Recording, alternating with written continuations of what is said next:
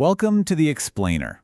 Today we're looking at what you can only call a high-stakes economic tightrope walk.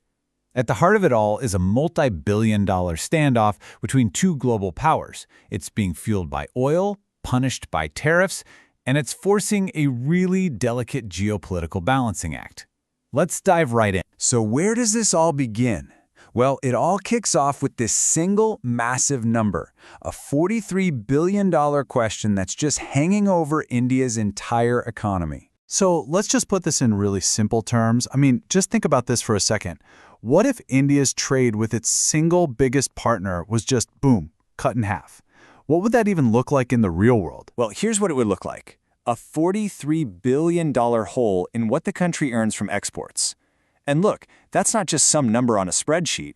That is a direct hit to the country's economic lifeline, all because of a potential 50% drop in trade with, you guessed it, the United States. And to really get a sense of how big that number is, that $43 billion, you have to know that the total value of exports to the U.S. every year is $87 billion.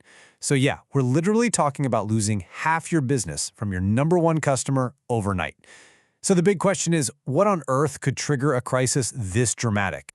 Well, believe it or not, the root of this entire conflict, the thing that triggers these massive tariffs, it all comes down to one single critical commodity: oil. Okay, so this story really starts right here.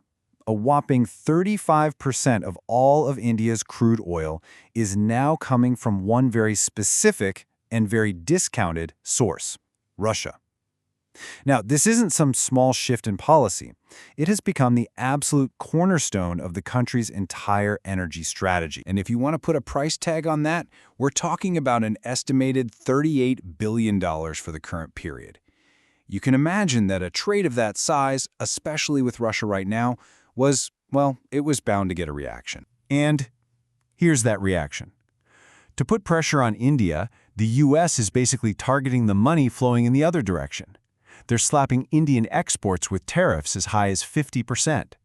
So, to put it simply, India's energy policy is now having a direct and pretty painful effect on its trade. Okay, so what happens when these tariffs really start to bite?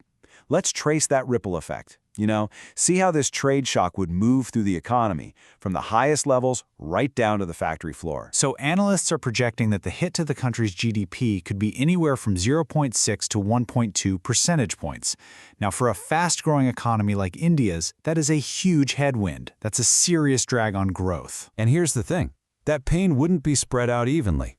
The sectors that are going to get hit the hardest are industries like textiles, gems and jewelry, and seafood. And you'll notice what they all have in common, right? They are incredibly labor-intensive. And they're dominated by all the small and medium-sized businesses that really are the backbone of India's entire workforce. So all of this just begs the obvious question, right? Why? Why would you take such an enormous risk? And the answer to that really gets to the core dilemma for India. It's all about energy security. And right here, this is the tightrope in its starkest terms. On one side, sticking with that discounted Russian oil means huge savings for refiners and for the national budget. But on the other side, switching away from it, well, that would add somewhere between $9 and $12 billion to the country's annual fuel bill. It's the classic economic rock and a hard place. You see, the core of the problem is that the economic benefit of this cheap oil is it's too big to ignore. But like this analysis puts it so well, that benefit comes at a really steep price. It creates major political and commercial friction with a key partner like the United States.